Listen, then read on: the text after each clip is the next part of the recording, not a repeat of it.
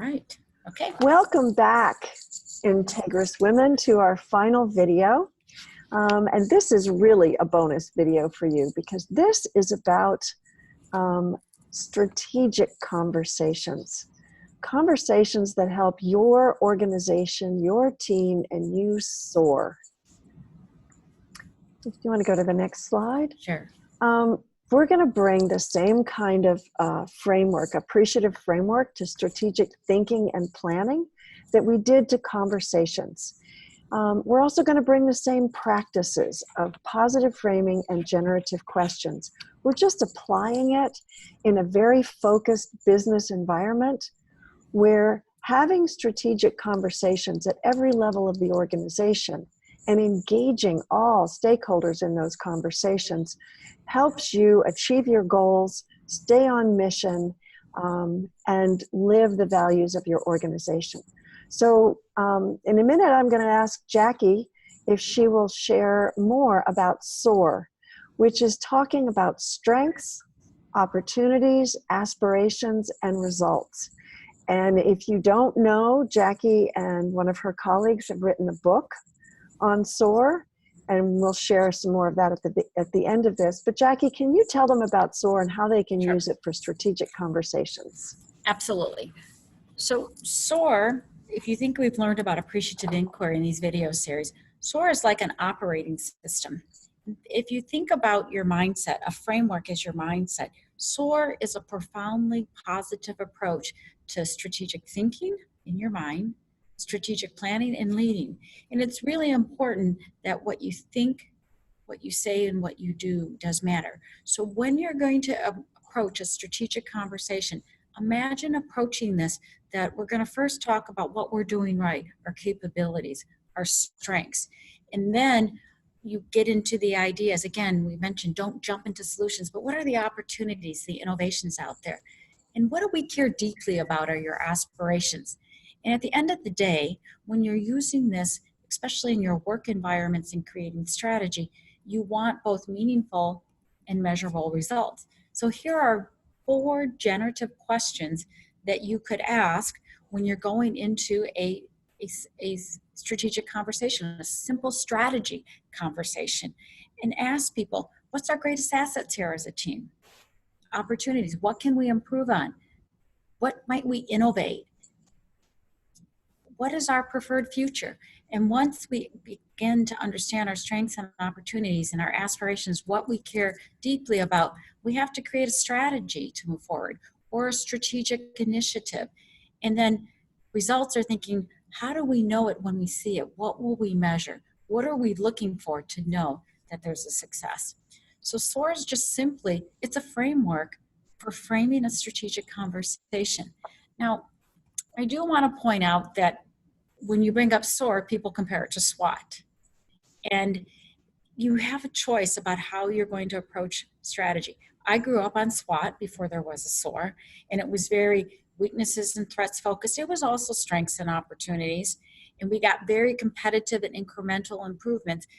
And I lived in this world of SWAT, but SWAT also, people got really hung up on weaknesses and threats and what we can't do, and it made it really hard to take that connect part of your brain and open them up into creating innovations and possibilities. And that's where SOAR came in to play. And SOAR is simply a way of framing a conversation. And what we've learned over the years about SOAR is it's very action-oriented. And when people talk about strengths and opportunities and what they care about, the aspirations, then they're really energized to do strategy and strategic planning.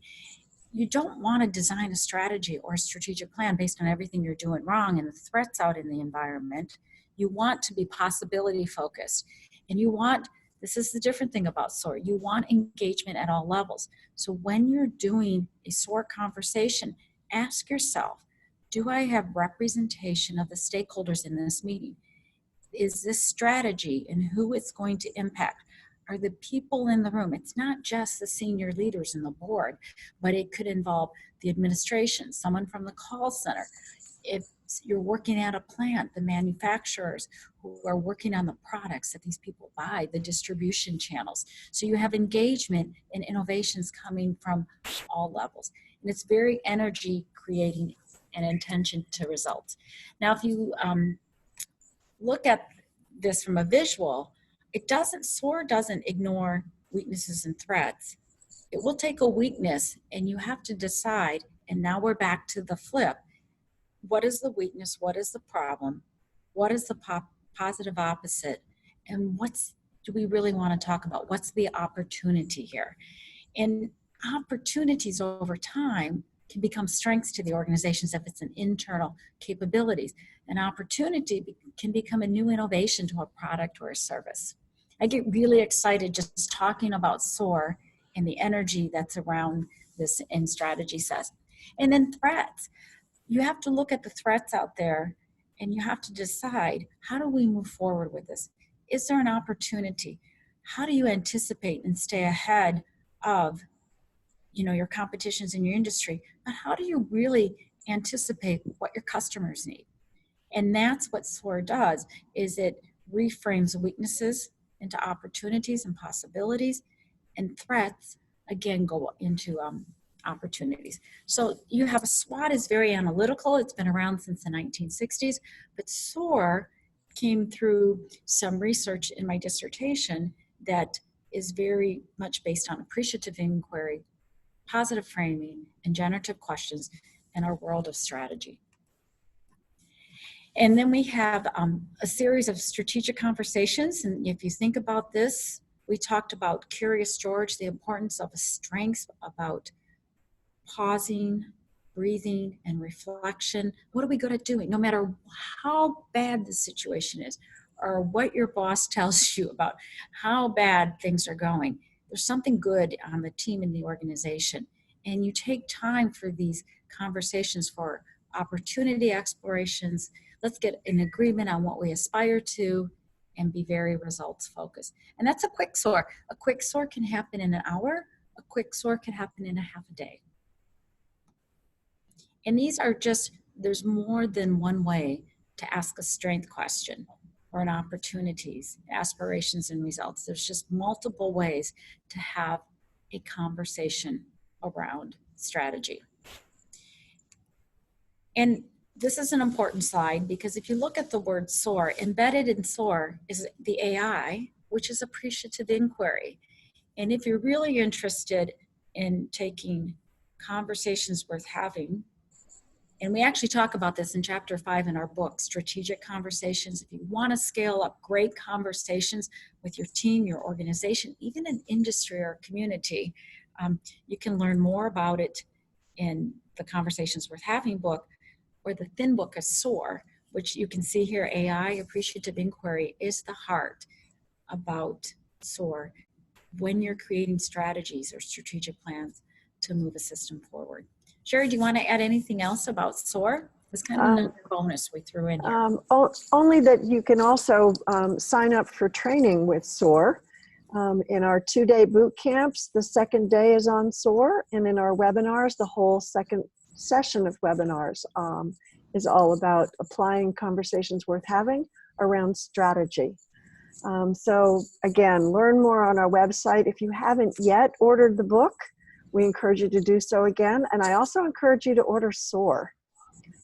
Sign up for one of our trainings. Again, if you haven't downloaded the free conversation toolkit, it's a valuable resource. If you do nothing else, it will give you questions for talking with kids and teachers and in the workplace. And again, visit us at conversationsworthhaving.today. We have so appreciated this opportunity to be with you. And feel free to get in touch with us if you have questions or would like support in any of your work. And before we sign up, I want to just go back to one of the first video in the series. Dee Hock of Visa Corporation became a master of conversations. And we really believe that if you change your conversations, you can make a positive difference and impact the well-being of yourself and other. At the end of the day, you're creating healthy communities. Thank you for joining us for this video series.